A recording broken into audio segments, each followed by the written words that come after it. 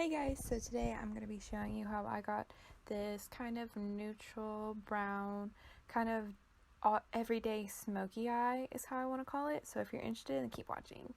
Okay, so I'm here, barefaced, nice and clean, got it moisturized, and I'm going to go in with my brow pencil from e.l.f. Cosmetics.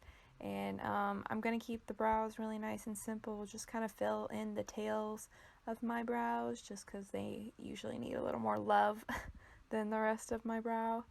But as you can see, it's actually a really nice pencil because it kind of just builds it really slow and just feather it out with the spoolie. And I'm going to do the same thing on the other brow because, yeah, there's a big difference. The next thing I'm going to do is go in with this dirty ass soft and sultry palette. I love it, but like I don't know why I can't clean it off. Anyway, I'm going in with that white shade and I'm putting this in my brows, but I decided to include this even though I'm basically going to take this completely off because my brows just I wasn't feeling my brows. So I put in some pomade to help clean them up a little bit. And then now I'm going to go back in and put the powder down because I've just covered it up with concealer, which was totally useless. Anyway, so going back in, I'm fixing that. And I'm going to go in with the peachy kind of transition shade in here. And it looks a lot more pigmented in the pan than it really is. So you can get a really nice sheer build of this and build it up to the shade you want it to be. I went for a little bit of depth, but not too crazy. I didn't want this to be super, super pigmented. So this is definitely a buildable eyeshadow if you're kind of looking for that. Then I forgot I was supposed to put on my primer. Yeah, so we putting a primer on because I'm trying to be a multitasking bitch and try to get this done while I'm doing my eyes. So as you can see, I started packing it on the outer portion of my eye, but it really didn't do anything. But since I already did it to one eye, I need to do it to the other. So that's what you see me doing right here. And then I'm going to go in with this more ashier, cooler toned brown and apply it to the outer portion of my eye. And I kind of like to pack and blend because that's how I can get more of a concentration of the color I'm using. But as you can see, it's not as dark as I wanted it to be. I wanted it to be a little more of a punch of color than it really was, so that's when I went in with a blending brush and just started building it up a lot that way, and obviously it kind of worked. I did pat my finger, but that didn't work, so I don't recommend doing that.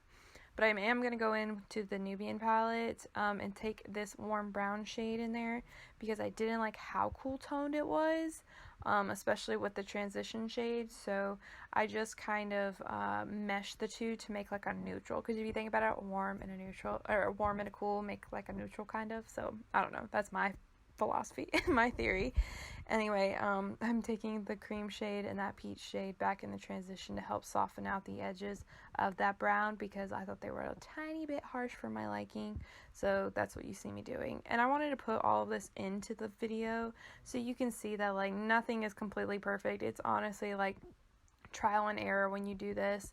And you'll see me right here going in with that dark brown shade again from the Milani palette to deepen up the outer portion of my eyes.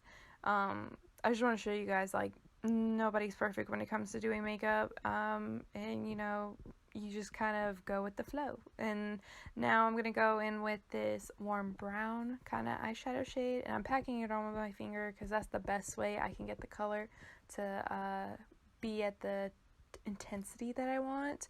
But I do use my shader brush to help feather it out a little bit.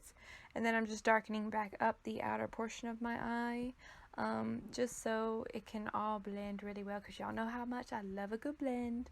I love to soften everything out. It's just, yeah, that's me in a nutshell, basically. But I am taking my blender brush and I'm going to soften out the edge right there because I don't like anything to look harsh. I want it to look really smooth, and I'm kind of a perfectionist at that, so that's why I'm doing that. But I did go in with a little bit of black there to just deepen up a tiny bit of the outer corner. But you just see me putting concealer on right here. Nothing major.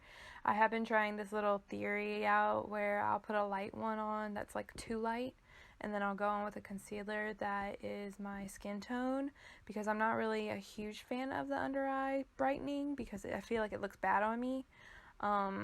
So right now I'm just playing around with my face. This was where things went wrong.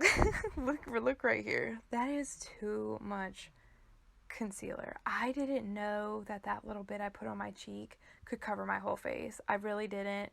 You can obviously tell I don't cream contour very much because, like, you see me here trying to do damage control and fix this. I genuinely was like, this is a huge mistake, and I wanted to just end it here, but I couldn't. But anyway, that's where we're going right now, is me trying to fix this hot mess. And then you see me kind of going in with a blending brush or a sponge to help kind of soften it out, which it did.